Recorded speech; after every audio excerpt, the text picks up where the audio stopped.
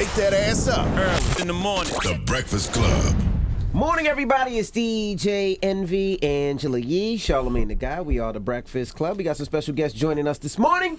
We have Tamela and David Mann. Welcome. Thank you. Thank you for having us. You lost some weight there, brother, huh? Well, I'm trying. That ain't the problem. The problem is keeping it off. That's the problem. Yeah, that's a fact. Trust me. How'd you lose so much weight? They said you lost like 30 pounds. Yeah, I'm just trying to watch my diet, trying to do right, trying to do a little something. And y'all both on this journey together, too, Yeah. which I think is helpful. Yeah. We are. Hey, we've been tracking a long time, 33 years, so we're trying to keep up with each other. Now, Tamela, do you have to cook a lot differently now?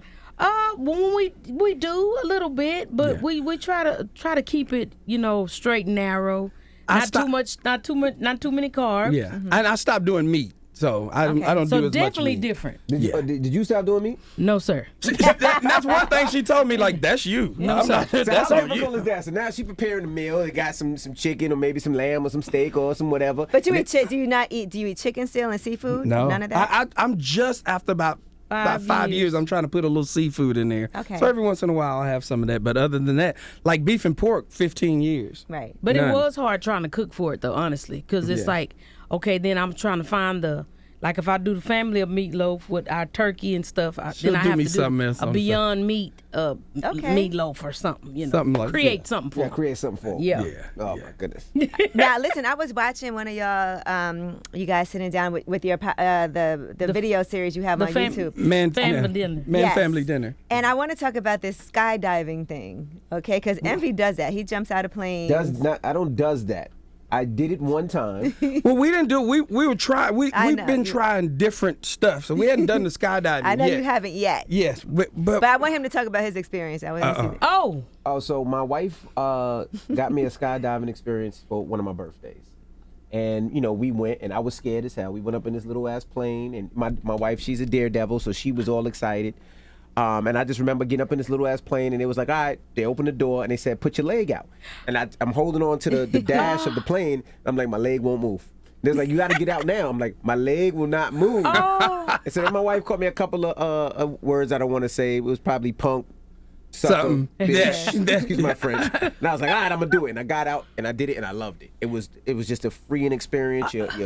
That's something I want to experience. So you didn't feel like your stomach was up there in the plane? It wasn't that when bad. you... It's nice and smooth. Once you get out and you start, it's smooth. And there's someone with you, right? Like on your back? Yeah, there's somebody on my back. Which feels a little awkward. It's a little awkward, but it's comfortable because he knows what to do. If You'd something rather have him there than not. Trust me. He know how to maneuver everything. But then when we landed, me and my wife was like, this was amazing. Before you get to that part, so do you think this is something that you guys really might do? I think it's something I would try. I think that's something they might try. As I get older, I want to try it less. But my younger years, it was like, let's go. He did want to do it. Yeah, but that's stuff that we do on Man TV, Man Family Dinner and stuff like that. We want to try different stuff that brothers wouldn't normally do. I'm gonna go try the one that they have. You know how to have those inside ones. That's more difficult. That was more difficult. Really? Yes, I did that too. That's more difficult. You know what y'all can try that might be a good start? Trapezing. They have like we went to the trampoline parks. No, trapeze. Not trampoline. The trapeze where you hold on to the bar and you swing. Oh, you're trying to kill it. No, but it's actually I did that and that's not that bad at all. It is bad. Because when you fall into like a nice soft pit of That's just as scary. So you hear what she say? You fall. No, you don't. I didn't know how to fall. I didn't know what I was doing. You younger. You recover easier. We 55. I'm scared. Now let me tell you about after we jumped out the plane. So when we jumped out the plane, we thought we were all good, and we had a producer here. His name was Q. He was like, I didn't want to tell you before you go, but have you seen the videos? I'm like, what videos? He says, the videos of people dying. And he showed me the videos of like, the parachute not opening up. This your friend? Yes, getting electrocuted. He's not a friend. He should have told you this before. He was like, we got an opening on the Breakfast Club. Electrocute people. And it's electrocuted. Yeah, so I never. That's true. So I said I'll never do it again. And that was it. I got it out my system, and that was it. Well, I'm gonna go off of you. I'm just gonna go off of your experience. Thank you. You're welcome. You taught me well. I might try it. Hopefully, my next trip to the Breakfast Club gonna be like this. I did it. I did it. And sit and listen. So, my goodness. But those are the things that you do. And even with the trapeze, that was pretty fun. Okay. I took the kids, the whole family went with me. Okay. I was the only one that didn't go from one trapeze to the other. I could not let go of the bar. I was just swinging back and forth. See, I would have tried. I don't like And then you heights just and scary drop movies. down. No, I would have tried to flip I'll to the take my next one. grandkids. I'll take the grandkids and watch them. I'll video them doing it. Yeah, I would have try to flip to the next one. So I'm good with it. I'll stay on the ground. Now, listen, this new album, Overcomer, is very inspiring. And I do love the song that you have with Wyclef and Kirk Franklin because, it's got a little Caribbean vibe. Hello, God. Yep. Hello, God. Yes, I think it was really fun putting it together. We had, of course, of COVID and everything. We had to do it separately. Tell COVID to go to hell. Me and Kirk did ours together because we're both in the same city. Right. And we did it at his studio. And then Wyclef sent his stuff. And it was just amazing how it happened, though, because Kirk, I was talking to him in studio and was saying, I really want to do a Caribbean song. So when I do get to go to the islands, I can, I have Are you something. Caribbean? No. Oh. I wish, I just like being in the water. Like she could be a little everything. I like being in the water. Now the thing is, when we were doing it, we think, okay, Wyclef's going to do it with the gospel people, because we don't really get that much, not that much love. It's like he's going to do it with gospel Tamela Mann. And so Kirk asked him, do you know who Tamela Mann is? Yeah, man. Mm-hmm. So he calls. And I'm like thinking that Kirk is playing the joke on me like, no, this is really me, man. I was like, oh, so you really want to do the song? He said, yes, I want to do a song with Tamela Mann. I was excited about it. I was like a kid in the candy store. I was like, he on the phone. It's a vibe. It's my fun song. It's just saying hello, God. Just wake up in the morning, just give thanks. Just thank God for another day. That's a good drive to work in the morning. Yes, song. it's a good wake up song. Great wake up song. Man, and let me ask you this, but I was talking about Kanye's new album, Donda, and I do like the facts that his songs have these. I like the songs that are more like religious that are on his album, like more have that kind of feel to it. You know what I mean? Like they feel spiritual. Have you listened to it? Because I haven't had a chance to hear the new one. I haven't had a chance, but I was reading the reviews and I was like, ooh, oh. Yeah, some of the reviews came from up here. Oh, really? Yeah. But I haven't had a chance to hear any of it yet. But if I feel like if we spreading the good news and you're trying to inspire and uplift people and give people hope, to me that's what gospel music is about. It's about the good news. Mm-hmm. Bringing good news and just encouraging people. Right now, all of us need some type of encouragement. That's why we did the album Overcomer, just to let people know that we can overcome whatever obstacles that we're going through, because all of us are dealing with something. Right. And we need help through something, help with something. And I'm just sending people as an encourager that God is my source. He's my help. And that's how I get through things, is with God. Let me ask you a question, and not talking about Kanye. But what do you feel like when you see pastors or musicians or artists where they speak the good word and they speak it, but then when you see their life, they don't live it? Because the gift comes without repentance. That's what the scripture says. So, sometimes some people are very good at what they do. And the thing about it is they may be able to help somebody out of what they're dealing with. But can't help themselves. And can't help themselves. And I think what they need, like what we all need, is grace. Mm-hmm. And mercy. More grace. Mm-hmm. Because I think sometimes we put people on a pedestal and say, if you mess up, that's it. Mm-hmm. And I think we have to start showing more grace to each other. That's what we have to do. More love, more grace. I've decided in the last 2 years, what COVID has taught me is to love more and judge less. Okay. Mm-hmm. So if I'm doing that, I'm going to say, okay, bro, I understand you made a mistake. You're not perfect. Let's pray. Let's restore. And let's move on. What if they don't feel like they made a mistake? Well, then they have another problem. Then that's out of our hands. Right. Because all we have to do is just like our kids, we try to be the best example that you can for your kids, your grandkids, or just people watching you guys. Just like with this, it's like you're not gonna do everything right. Everybody's not gonna like everything you say. Correct. They're not gonna like everything that we do. But all we can do is just be the best example that we can be. Do you call people out on their bullish though? Yes, I would. Yes, he does. No. But if it's not good, he'll say it's not good. But I think you need to sometimes, because I think people need to know the truth, because a lot of times the people around you are there for different reasons. You know what I mean? Yeah. That's true. My best friends, my closest friends are going to tell me what they mean, because they know it doesn't matter. They're not there for a check. They're there because they genuinely love me. Yeah. Right. Now what I'm learning to do is temper how I say it now. Because see, me, I haven't learned that yet. I say I'm learning. Okay. All right. I'm learning. Yes, I'm learning. Because a lot of times it's how we say it. It's not what you're saying is probably really good and sounds good, but how we say it don't come out the right way. Probably what you're saying is right, but you probably just putting a little on it to make it feel like I think you it's can't, not help. I think you can't let people just get by with just doing foolishness. Right. You know, because we have this saying when we're in the studio, if it sucks and it's terrible, tell me in here where we only laughing. I feel the same way. Don't get outside the door where millions of people hear it and then you say, I told you, I started to say something. Nigga, No, right. Too I'm late sorry. now. You should have said something. No, I got, you know what, and that's one thing I love about my wife. Sometimes it's too honest. Because see, Brutally. your wife and your husband's the one that could stab you, and you know it really hurts. Brutal honesty. Brutally, like Brutal We got honesty. 33 years of Yes, that. So we, and I got we have 26. I ain't got. I'm almost there. But You on our coattail. You got But it. I got friends, like, and sometimes they so honest, you get so mad, but then you realize It's true. I have a friend named Tina. She works at Def Jam, right? Now she calls me every morning and she tells me some. She'll lead with negative and then end with positive, right? But it's always some bullish, right? Yeah. But you know she loves you because she's staying from a good place, you know. Mm-hmm. And that's hard to receive sometimes. And you have to be able to trust the person. It has to be people that you genuinely trust. Absolutely. Somebody that has your best interest, somebody that has your heart.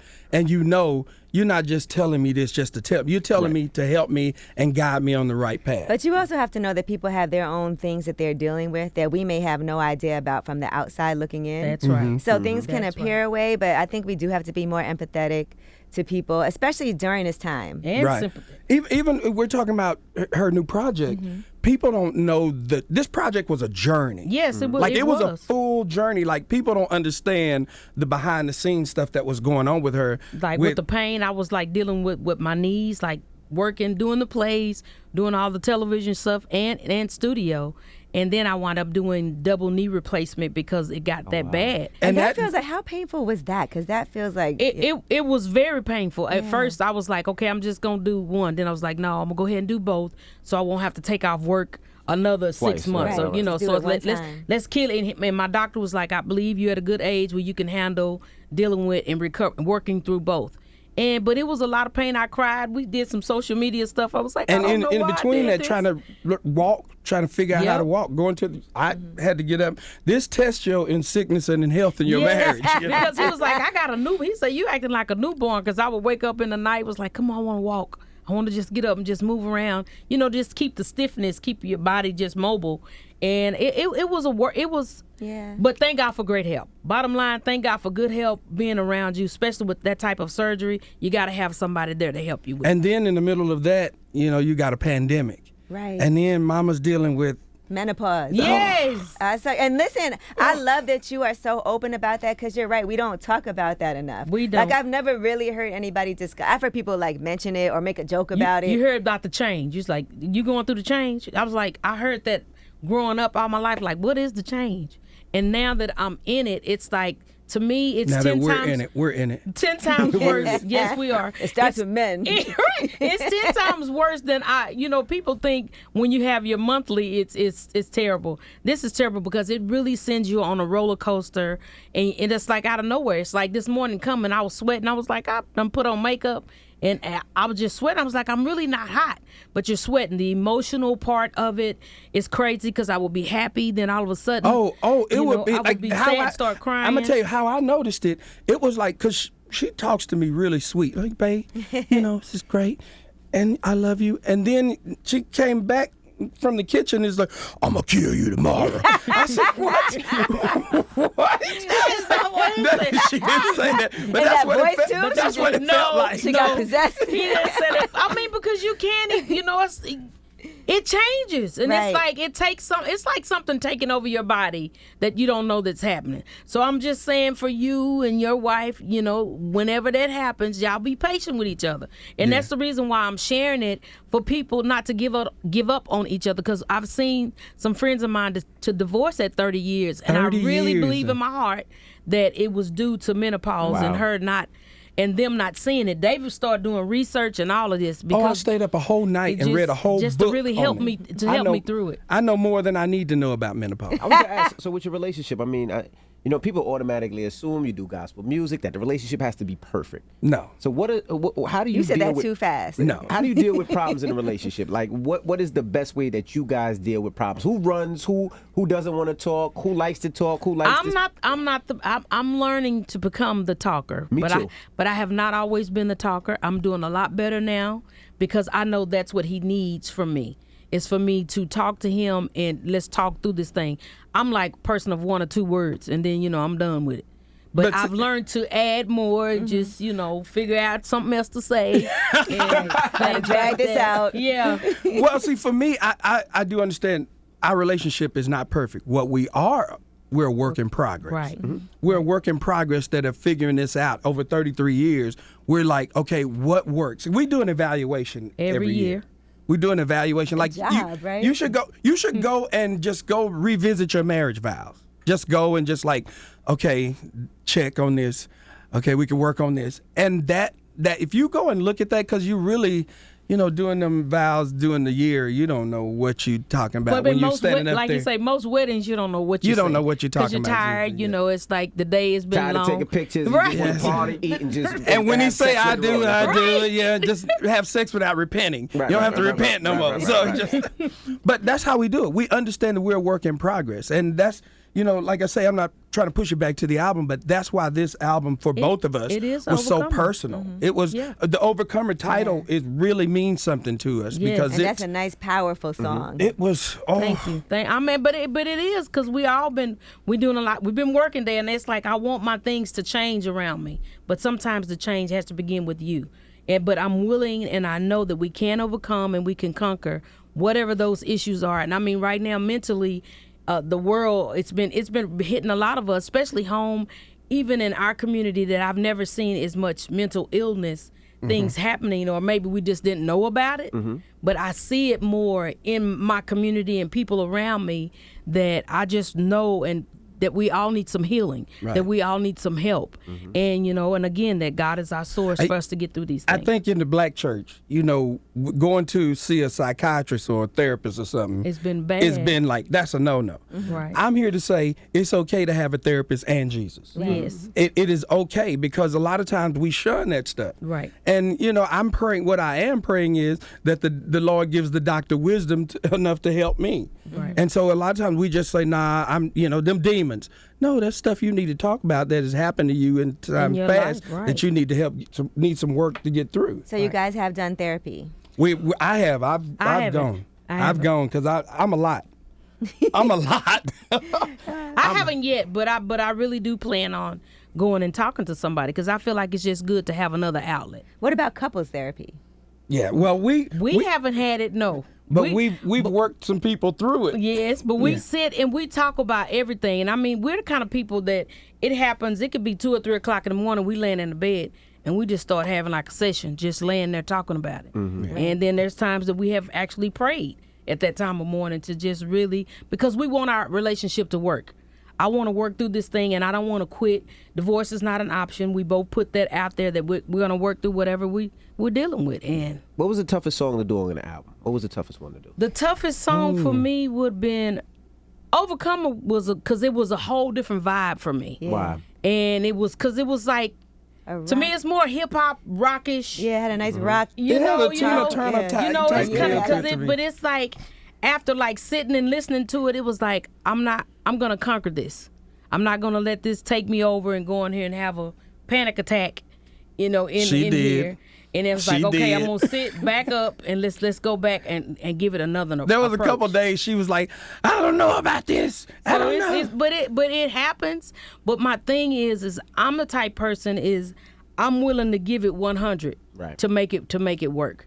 So that and Hello God to me, because they were totally different. Yeah, those two songs strayed away from the vibe that I'm usually, you know, the ballads that I'm used to, that people are used to hearing from me. And that's what I'm trying to get people to understand, is to hear me in another light. Give me an opportunity. Give me a chance to just even for you to hear what I'm saying. You know, I know my faith is it. Yes, it's all about my faith. But the songs that we're singing are stuff that can really help you get through some things. You think I would think he did it for me? No, because he did it for me as a ballad. Okay, I thought that was a tough one, just because of the reasoning behind it. Yeah, the reason of he did it for me on the album is I had a lot of people come to me and, well, actually, my radio guy came back to me after I did an interview with someone, and they was like, well, why is everything coming to her? Why is she getting TV? Why is music and stuff doing so well for her? And it really pricked me because, you know, I grew up really poor, and it's like I know what it means not to have, and, you know, to go through without things. And I was like, the stuff that's happened for me, you know, was the favor. I believe it was favor of God that happened for me, and God did it. Right. It was like he gave me the gift, and I'm just giving back the gift to people to encourage other people. And I cried about it. People forget those beginnings too. Like even when you first went to go work with Tyler Perry, you didn't have money like that back then. No, we was scratching. I mean, when we first met Tyler, David, actually I didn't meet him. David flew and met him with frequent flyer With my frequent flyer miles. Right. I wanted it that bad to go, let's figure this out. And I used my frequent flyer miles. So, you know, that the song He Did It For Me is just, it's just the testimony, like, hey, of our gifts and talents. You guys didn't see this. I went through. Yeah, what we went through in the beginning, and now, you know, you can see it now. It didn't come easy. Don't discount it. Right. You know, now that we're here, we had to go through some struggles and you know, trials. And even with our family, you know, being away from my kids, traveling, it's just a lot of things people see now, but they don't understand my then. That it took, it was a path. It was a journey to get here. But I'm just here to let people know, even sitting here with you guys today, that things can get better. Help is out there, and, you know, help is on the way, and it's going to get better. You're right. Everything's not perfect, right? So was there ever a time in your marriage, what would you say was the toughest period for you guys to get through? My 6-year marriage, I'll never forget it. We had we was having some rough patch, and I kept, your first years of marriage, you always say, especially for women, we always say, I'm leaving. I'm taking my kids and I'm going. Now, mind you, that's one of my biggest fears. Is to be left alone. I'm taking my kids and I'm going to my mama. And then, some things, kept happening, and, it's just disagreements. Because the thing about us, honestly, y'all, not to make a perfect picture here, but we've had more happy days than sad days. We don't have that many arguments. Our arguments came when that time of the month, honestly. That's a real thing. That's when we spatted, or argued. So we had an argument, and I was mad, and I was like, I'm going, and I'm finna take the kids. Now she said, I'm gonna take my kids. And I'm going did to I go half? So this time, Don't you hate that though? I'm gonna take my kids my bedroom. Because y'all did help get the kids here. But you let us be she deadbeat. Did a majority of the work. Deadbeat these your kids. Y'all got to do the fun part to bring the kids here, and then she did all the work. Well, afterward, she got the baby here, but I honestly don't need a woman to help me take care of a kid. Because he was good daddy. I can throw the baby up, change the pamper before it hit the ground. No, but that's probably why women feel like my kids, because you think about like most of us coming in, just being in your body and then breastfeeding and. Well, I nurtured just as much. Hey, give me the baby. I'll take care of it. I'm the same. Yep. But I can't breastfeed now. I can't breastfeed. No, right, and I tried that. I had to get that one up. That didn't last, but I tried. They got the little pouch you can put on. That pouch on now. Come on now. They do have I'm not walking around with the pouch on. Y'all should come up with your own and market that too. I ain't doing that. We'll call it the daddy nipple. The daddy nipple. No, but I told him that I was gonna leave. He said, "You say that one more time, I'm gonna pack your stuff up and take you to your mama." Yeah. I looked you got at a lot him. Of balls. I think my wife would be like, "Oh, word, do it." I looked at him and I thought about where my mama lived and where I lived. And she lived in a 1-bedroom house at the time. And I was like, where are me and my kids gonna sleep? You hear she still saying me and my kids? But I'm just saying that's what he asked, but that was really the roughest thing. And after he told me that, y'all, I ain't said that no more. I never said that. That was the last time. I would think the roughest was when the knock at the door. I would think that was one of the roughest. Well, that was a rough one. Who knocked on the door? That's when we was here last time. We talked about the knock at the door when I found out 5 years into our relationship that I had an additional child. I remember that. Yeah, that was one of the rough patches. That was rough because I told him you on your own. Mm-hmm. Now that was shocking. I did it, and I did. I threw that one out, and I meant it to my core. But then once I explained to her, it's us against the world. It's, you know, at the end of the day, like now, our baby is 32, 31. Our baby is 31, so we're empty nesters. We're at home. She talking about... Yeah, 31. and so we're home by ourselves now. So if we had let that break us up early in our marriage, we wouldn't be here living the dream. You know, feel like y'all figured out your purpose? Yes. I do. And I think it really is. I keep saying it, but we are sent here to be, I know that I'm an encourager. Bottom line, I mean, even before all of this, and a friend of mine texted me the other day, guys, and she was saying, you remember we used to go, we had this restaurant called Poncho's. We really wasn't making a whole lot of money, but we were always trying to help somebody even before all of this. And she said, you remember y'all used to take me and my kids out, and we was having problems, and I was having problems in my marriage, and y'all was there for us. And I just kind of got teary eyed, and I was like, man, I was like, babe, because I call him babe. I was like, babe, we was trying to help people when we didn't have nothing. That's right. And I believe that's why God has shown us favor, and he did it for us, you know, and so we'll still be able to help other people. I think for me, it's to bring joy to people. Because I used to, you know, in our church, it's like, you're anointed to sing, you're anointed to preach, you're anointed to this. And I always thought, well, my anointing is not important. I make people laugh. And once I realized I'm anointed to make people laugh, I'm anointed to bring joy to people. That's my purpose, is to uplift people. And for a long time, I was like, well, I can't sing like him, or I can't speak like her, or I can't speak like him. So my gift is not that important. But once I started to realize it's important that I make people laugh and bring joy, especially at a time like this. One of my favorite things to do is go to a comedy show. Let me tell you, there is nothing like that. Yeah. Even during this pandemic, the first time I really was out like amongst people was Dave Chappelle when he was doing those comedy shows in Yellow Springs. Yeah, and it That was great. It just uplifts. And that's what we're here to do. That's what what this record is about. about. But comedy and music, it just works in a different place to me, because it really does bring a lot of joy to people. Yeah. And you know, music touches the soul when you don't even have to say anything. It's like once you listen, you can just tell by the reaction of whatever that music is, and especially us as a people. You know, you can have a little bop, and I mean, we you throw something on, boy. I mean, you know, we just start moving with it. Like when you hear "Hello God," Yes. you know, I intentionally played "Hello God," and it was somebody who wasn't a gospel fan or anything, but I just turned it on for him. And I just noticed he just started, after a while, he was just sitting there. I was like, wow, music is universal. Absolutely. It's just... You could not even speak a language and hear a song, because I listen to music that's like, I don't even know what they're saying. Right. And if it sounds good, it sounds good. That's like Michael Jackson back in the day. He'd go to those foreign countries. They didn't know what he was saying, but they was just, Michael! It's the feeling. Well, can we get a joint on? What do you want to hear? I want to hear "Hello God." Oh, yeah. Is that what y'all want to hear? Is that cool? Yeah, That's cool. I love it. I love it. Well, can y'all introduce it? Sure. This is one of the songs off of my Overcomer record that I've teamed up with Wycliffe Jean and Kirk Franklin producing it, and it's a happy song. It's called "Hello God." All right. Well, here it is. "Hello God." David and Tamela Mann. It's the Breakfast Club. Good morning.